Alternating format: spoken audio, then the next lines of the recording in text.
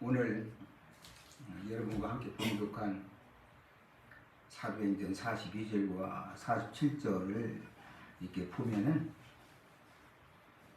읽으면 읽을수록 뭔가 가슴이 진하고 읽으면 읽을수록 뭔가 와닿는, 그리고 주먹이 불끈 쥐어지는 이 아름다운 모습, 이것이 바로 교회의 모습이구나, 그런 마음을 다 들 수가 있어요.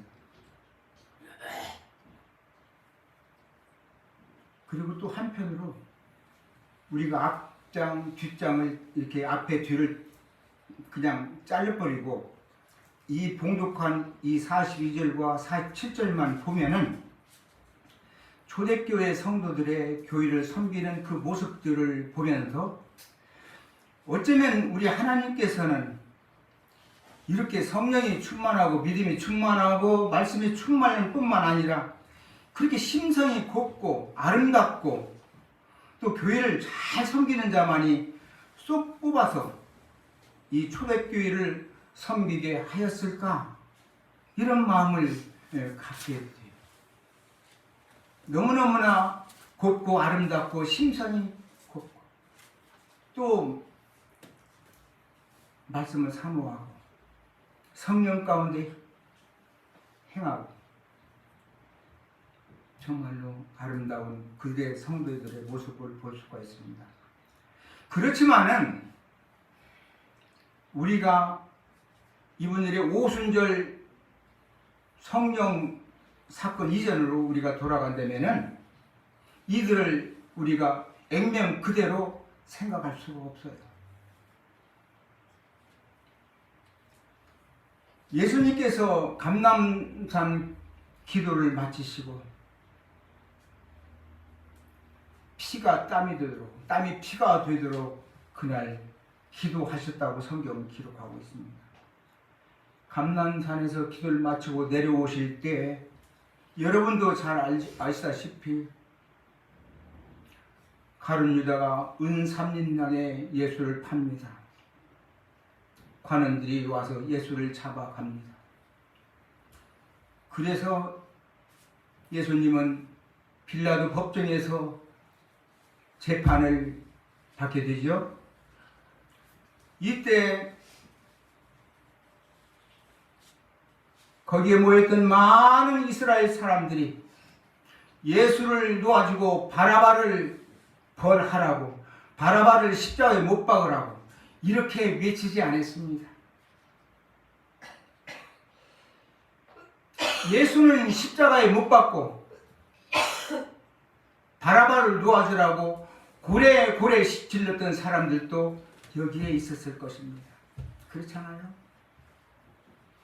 예수님께서 십자가를 지시고 채찍 맞으면서 골고다 언덕으로 올라가실 때 넘어지고 일어나시고 힘들으면서 십자가를 지고 골고다 언덕을 올라가실 때 많은 이스라엘 사람들이 예수님을 뺨 때리고 발로 차면서 비웃고 희롱했습니다. 여기에 모였던 군중들 속에 초대교회 사람들도 있었을 것입니다. 그렇죠? 예수님께서 십자가에 높이 달려서 피를 철철 흘리고 계실 때 네가 과연 하나님의 아들이면은 거기에서 내려와 보라고 비웃고 희롱하던 사람들도 있었을 것입니다. 그렇죠? 그런데 여러분, 이스라엘 백성이 어떤 백성입니까? 어느 민족도 어느 누구도 받아보지 못한 율법을 그들은 소유했고 이 세상 메시아로 오신 예수님의 그 모습을 본 사람들이고 예수님의 음성을 육성으로 들었던 사람들입니다. 예수님은 누구십니까? 이 땅에 계실 때, 이 땅에 오셔서 그 누구도 흉내내지 못하고 그 누구도 도전하지 못하는 기적과 이사를 통해서 하나님의 아들이심을 증명하셨습니다. 고아와 과부를 사랑하시고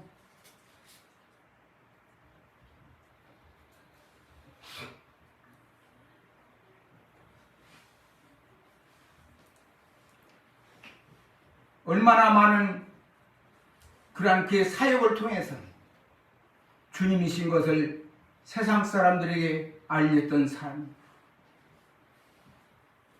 제자들이 묻습니다.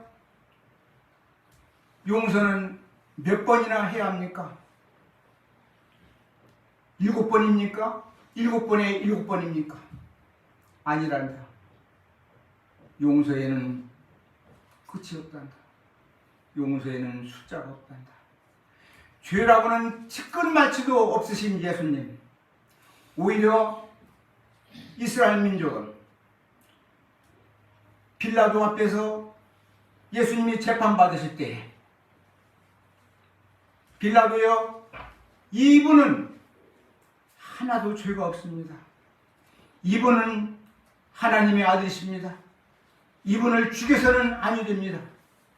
이렇게 울며 불며 대변하고 예수님을 살려야 할 그 사람들이 오히려 바나바는 살려주고 예수를 십자가에 못 박으라고 내준 이스라엘 민족을 우리는 볼 수가 있는 것입니다. 그렇죠? 그렇지만은 우리 하나님께서는 이들을 징계하지 아니하시고 이들을 벌하지 아니하시고 오히려 우리 참으시는 하나님, 용서의 하나님, 은혜의 하나님은 이들을 구원하십니다. 이들을 용서하십니다. 오순절 베드로 설교를 우리 한번 들어보겠습니다. 이스라엘 사람들아, 이 말을 들으라. 너희도 아는 바에 하나님께서 나사렛 예수로 큰 권능과 기사와 표적을 너희 가운데서 베푸사 너희 앞에서 그를 증거하였느니라. 하나님께서 우리 예수님을 이 땅에 보내주셔서 그들에게 먼저 기적과 이사와 표적을 보여주는 말미암아 이 사람은 분명 하나님이요 하나님의 아들이심을 증명했다고 지금 기록하고 있는 것입니다. 이 예수님을, 메시아의 도래로 오신 예수님을, 하나님의 아들로 구원자로 오신 예수님을 너희가 법 없는 자의 손을 빌려서 죽였다 이 말이에요. 법 없는 자는 로마를 말합니다. 이방인을 통해서 예수님을 죽였다 이 말이에요.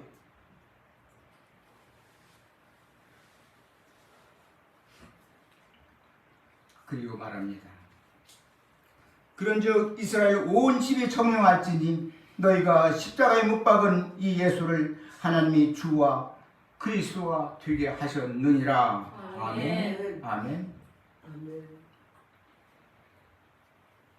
예수님께서 너희가 십자가에 죽인 그 본인은, 예수는 이미 수천 년부터 선지자들 통해서 보내주시겠다고 약속한 메시아가 도래했는데, 구원자로 오셨는데 여러분이 죽였다.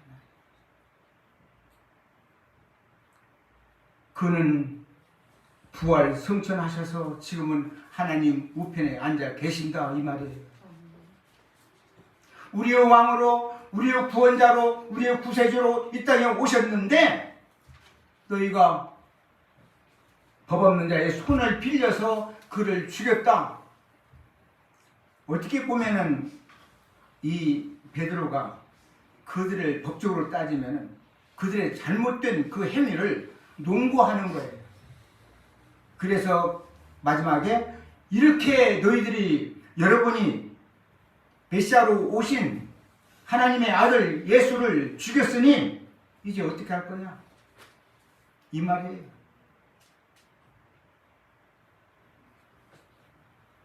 살려내란 말이 아닙니다. 이들에게 깨달음을 주기 위해서 그러는 것입니다. 이 말을 들은 많은 군중들이 자기들의 한 행위가 온당하고 하나님께 온당한 충성인 줄 알았는데 듣고 보니까 우리가 메시아로 오신, 우리의 구원자로 오신 그 하나님의 아들을 죽였다고 하는 사실에 그들은 가슴을 치고 애통하며 깨닫기 시작합니다. 우리가 메시아를 죽였어. 어떻게 할꼬, 어이할꼬, 가슴을 치고 애통합니다. 이때 베드로가 말합니다. 형제들아, 회개하고 성령을 선물로 받아라. 그날에 회개하고 성령을 받고 구원받은 자가 3,000이나 더하더라. 이 사람들이 구원받고 어떻게 구원받았습니까? 하나님의 은혜로 용서받지 못할, 도저히 용서받지 못할 이 땅에 오신 메시아를 죽였는데,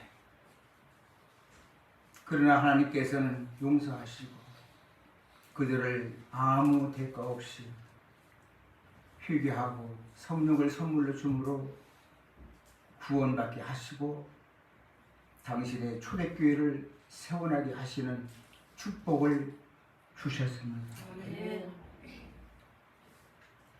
교회는 말이죠, 아무나 섬기는 것이 아닙니다. 하나님 안에서 은혜로 구원받고 성령 받고 그런 사람만이 하나님의 교회를 섬길 수가 있는 것입니다. 세상 사람들 권력으로 교회를 섬길 수가 없습니다.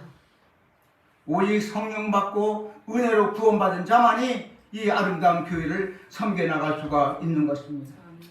사랑하는 여러분, 사랑하는 탑동교회 성도 여러분, 여러분에게 이 교회를 섬기는 축복을 주신 것을 감사하시기 바랍니다.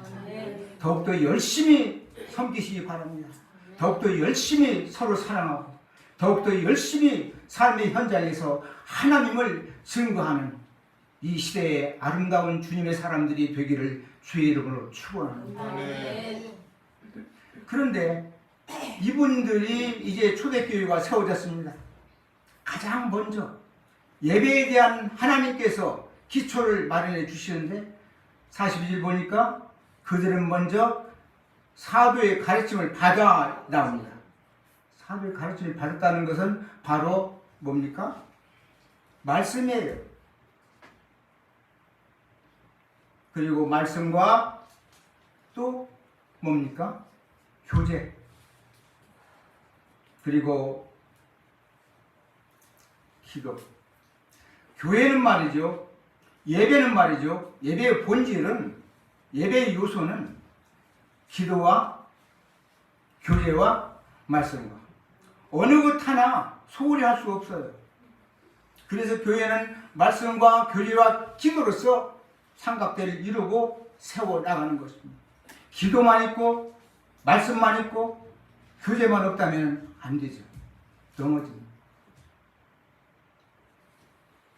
그래서 이 기도와 말씀과 교제 가운데 이제 교회가 세워나가는데요. 그러면 그들이 어떻게 이러한 말씀과 기도와 교제를 중심으로 해서 예배를 드리면서 교회를 세워나가는데, 그들은 먼저 어떠한 삶으로, 어떠한 예배로 이게 초대교회를 섬겨 나가는가를 우리는 생각해 볼 수가 있는 것입니다. 먼저 그들은 나눔의 그 삶, 나눔의 섬김, 나누는 것으로 섬김을 시작합니다. 우리가 보니까 믿는 사람들이 다 함께해서 모든 물건을 서로 통용하고 또 재산과 소유를 팔아 각 사람의 필요에 따라 나눠주고, 전에는 말이죠, 구원받기 전에는, 성령을 받기 전에는, 하나님의 은혜를 받기 전에는, 용서받기 전에는 모두가 자신만이 보였어요. 나만 보였어요. 그리고 나만을 위해서 살았어요. 그런데 성령 받고 죄의 용서함을 받고 주님의 사랑을 받고 보니까 이제는 다른 사람이 보이는 거예요.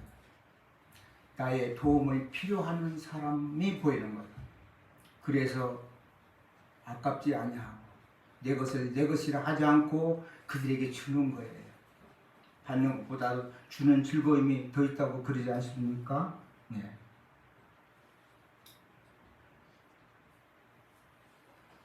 내가 그리스도와 함께 십자가에 못 박혔나니 이제는 내가 사는 것이 아니요 내 안에 계시는 예수 그리스도께서 사시는 것이라. 주님의 심장으로 그들을 바라보니까 주님으로부터 구원받은 것 외에는 다른 한 욕심이 없는 거예요. 그래서 주어도 부족한 그런 심정이 되는 거예요. 이것이 하나님을 섬기는, 교회를 섬기는 하나님의 아름다운 사람들의 모습입니다.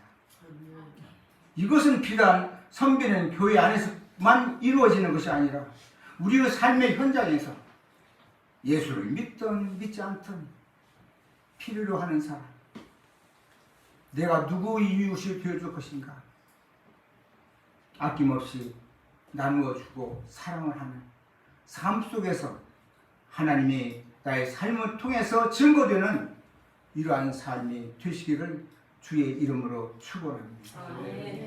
이들의 이렇게 나눔의 삶을 살고 뿐만 아니라 그들은 예배를 사모하고 모이기를 힘썼다고 기록하고 있습니다. 날마다 마음을 같이 해서 성전에 모이기를 힘쓰고 아주 기가 막힌 그런 말씀이에요. 날마다 마음을 같이 해서 마음을 하나가 되어서 모이는 것은 자연적으로 모이는 거예요. 누가 오라 했습니까? 그들은 성전에 모여서 예배하고, 여기서 성전이라는 성전 예배를 얘기하는 것이 아니에요. 성전 예배는 우리 주님께서 부활하심으로 그걸로 끝나. 예수님께서 수가성 여인에게 말합니다. 이 산에서도 말고 저 산에서도 말고 앞으로 진정과 신령으로 예배드리는 날이 올 거라 이렇게 예언하셨습니다. 이제 그 시대가 온 것입니다. 신령과 진정으로 예배하는 날이 온 것입니다. 예수님께서 부활 승천하시고 이 땅에 교회가 세워졌습니다. 지금은 교회의 시대예요. 성령의 시대예요. 그리고 은혜의 시대인 것입니다. 누구든지 예수 믿으면 구원받습니다. 아멘. 은혜를 사모하시기 바랍니다. 은혜를 받아야 사랑할 수가 있습니다. 은혜를 받아야 봉사할 수가 있습니다. 은혜를 받아야 하나님의 사람으로서 행세할 수가 있는 것입니다. 은혜 받지 않고 사랑할 수가 없습니다. 은혜를 사모하십시오. 말씀을 통해서, 기도를 통해서, 성경 공부를 통해서 은혜를 받으시기 바랍니다. 이 은혜를 받고 교회를 힘차게 섬겨나가는 여러분이 되시기를 바랍니다. 이렇게 모이는데 힘쓰고 예배에 힘쓰는 이들에게 이제 아주 기막힌 말씀이 우리를 주어지고 있어요. 저는 이 구절을 이제 제가 공독해 드립니다. 이 구절을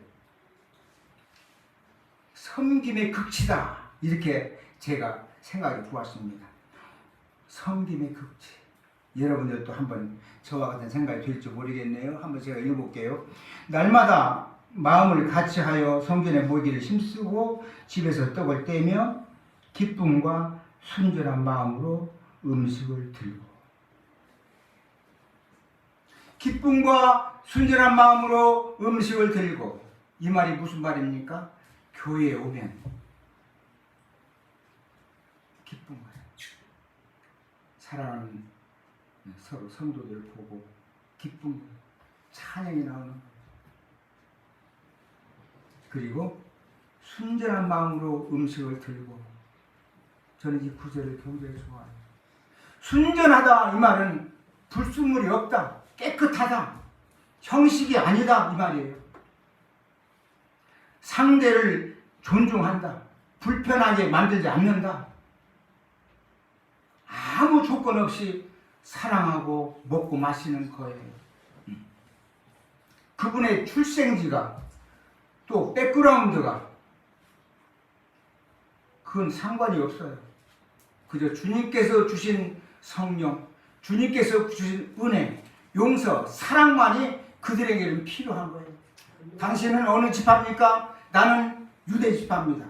나는 베냐민 지파입니다. 별 볼 일 없네요. 당신은 무슨 지파입니다? 나는 레위 지파입니다. 레위 지파 훌륭하죠. 이게 없어요. 그거는 절대 이 사람들은 필요치가 않아요. 순전한 마음, 순전한 마음으로 주님 안에서 한 형제 자매가 되었다고 하는 그것 외에는 아무것도 그들에게는 필요가 없어요. 자매님 더 잡수세요. 이것 좀 싸가지고 가세요. 그러면서 우리 찬송합시다. 찬송합시다. 하나님을 찬미하는 거예요.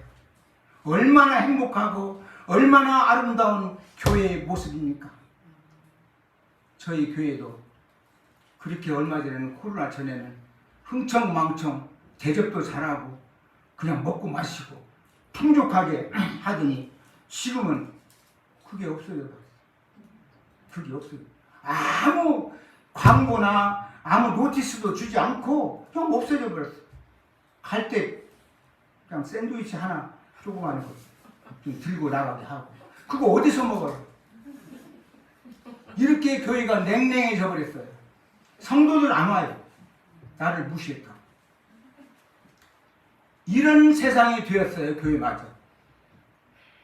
그리고 자기들끼리 음식점에 가서 맞는 사람 가서 같이 밥을 먹고 그걸로 그들끼리 교제를 하는 거예요. 이거 이렇게 되면 교회가 아니에요. 여러분 항상 남을 아프게 하지 말고 서로가 하나가 되어서 우리는 다 형제 자매고 주님 안에서 성령으로 하나 된 한 식구라는 것을 깨닫고 서로 보듬고 살피고 돕고 그러면서 이 교회를 아름답게 섬겨 나가시기를 주의 이름으로 축원합니다. 네. 그런데 결과가 나오죠. 결과. 이렇게 열심히 섬기고 열심히 사랑하고 열심히 예배드리고 열심히 성경 공부하고 열심히 기도하고 이러니까 또 하나님을 찬미하고 결과가 나타나요. 온 백성에게 칭송을 드리니 주님께서 믿는 사람들을 날마다 더하게 하시니라. 그러므로 말미암아 하나님께 영광을 올리게 되는 것입니다. 사랑하는 여러분, 이 사람들이 예루살렘 거리에 나가서 노방전도 안 했습니다. 예수 믿으시오, 예수 믿으시오 하지 않았어요. 전단지 가지고 뿌리지 않았습니다. 이거 한번 읽어보세요. 읽고 꼭 천국 가세요. 이렇게 말하잖아요. 밖에 나가지 않더라도 교회 안에서 말씀 열심히 배우고 예배에 충실하고 형제들끼리 서로 교제하고 서로 챙기고 성령 충만한 가운데 하나님을 찬미하고 기쁜 마음으로 만나고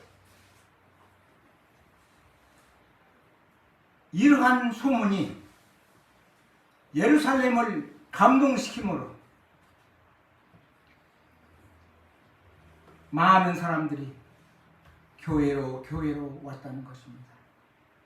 이게 초대교회의 부흥입니다.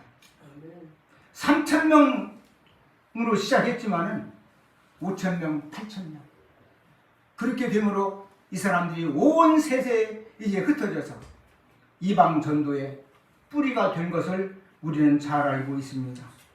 사랑하는 여러분,